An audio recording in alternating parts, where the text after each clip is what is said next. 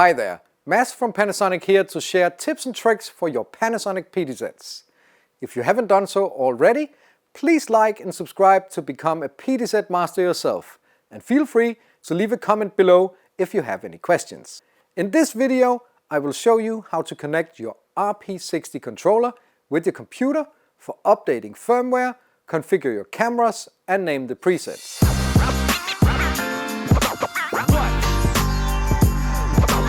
The first thing you need to do is to visit our website, Past Panasonic, and go down to RP60 Setup Software and download it. When you have downloaded the software, it's time to prepare your remote.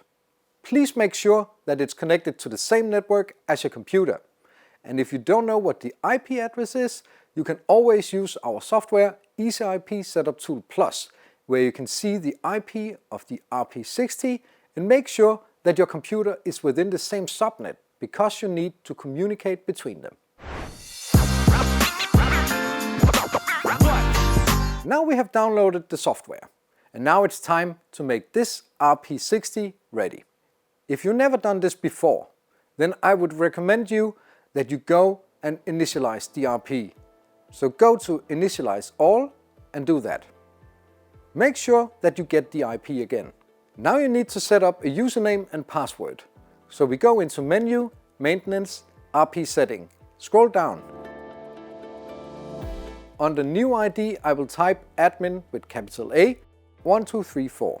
Under Password and Retype Password, I will type 12345 ABC exclamation mark. And when you have set that up, without opening the software on the computer, please go to RP Setting and go to PC Tool Link and then turn it to Enable.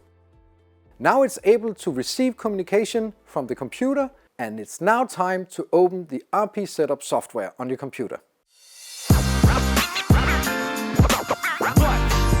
You type in the IP address, you type in the admin and the password, and then you click refresh.